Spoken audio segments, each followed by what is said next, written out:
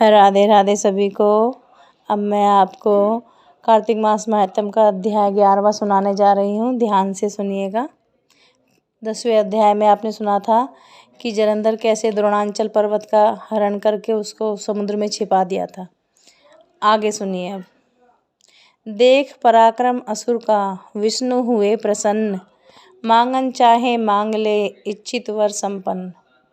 नारद जी बोले, इंद्र आदि देवता दैत्यों को फिर आता देख भयभीत हो विष्णु भगवान की स्तुति करने लगे।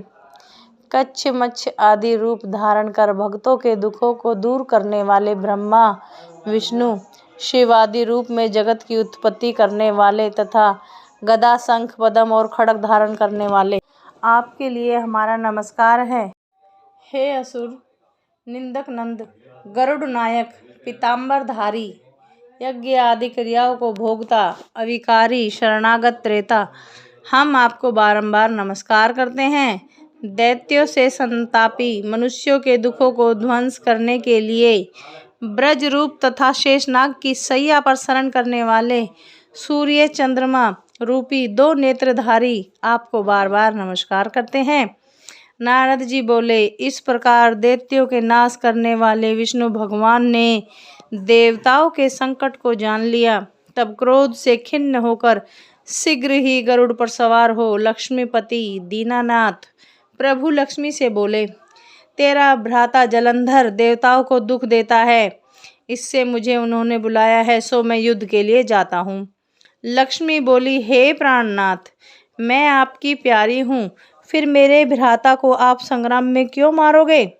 श्री भगवान बोले, शिवजी के अंश से पैदा ब्रह्मा के वरदान और तेरी प्रीति से यह जलंधर हमारे मारने योग्य नहीं है, तथापि मुझे देवताओं के लिए कुछ न कुछ तो करना ही होगा।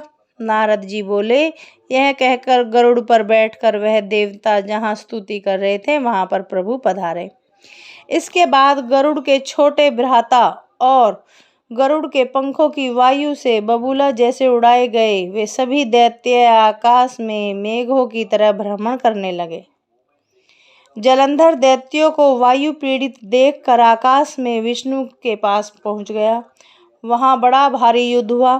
विष्णु जी ने बाणों से दैत्य के ध्वजा, छत्र और घोड़ा काट दिए। एक बाण उसके हृदय में मारा। उस दैत्य ने भी गरुड़ के माथे में गदा मारकर उसको पृथ्वी पर गिरा दिया। विष्णु ने हंसकर उसकी गदा काट दी। तब उसने विष्णु के हृदय में जोर से घूंसा मारा। वे दोनों जब मल्ल युद्ध करने लगे तो उनकी भुजा और घोंटू की मार से पृथ्वी शब्दयमान हुई। वे दोनों अच्छी तरह युद्ध करने लगे। तब मेघ जैसी गंभीर वाणी से दैत्यराज से विष्णु भगवान बोले, मैं तेरे पराक्रम से प्रसन्न हूँ, तू वर मांग। नहीं देने योग्य भी वर मांग, मैं तुम्हें दूंगा।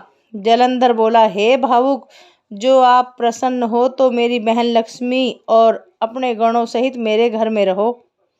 नारद जी बोले, बहुत अच्छा कहकर भगवान देवगणों और लक्ष्मी समेत जलंधर के घर में पधार गए। महाबली जलंधर उन देवताओं को दैत्यों को सौंप पृथ्वी पर आ गया। देवता गंधर्व सिद्ध तथा रत्न के समान उत्तम वस्तुओं को अपने अधिकार में करके तथा देव गंधर्व सिद्ध सर्प राक्षस मनुष्य इनको अपने राज्य में बसाकर वह त्रिलोकी का राज्य करने लगा। वह पिता तुल्य धर्म पूर्वक अपनी प्रजा का पालन करता था। मैं एक समय उसके राज्य का वैभव सुनकर उससे देखने तथा वहां रह रहे भगवान के दर्शन करने हेतु उनकी राजधानी में पहुंचा। और यहीं पर 11वां अध्याय समाप्त होता है। कल 12वां अध्याय आगे बताएंगे क्या हुआ।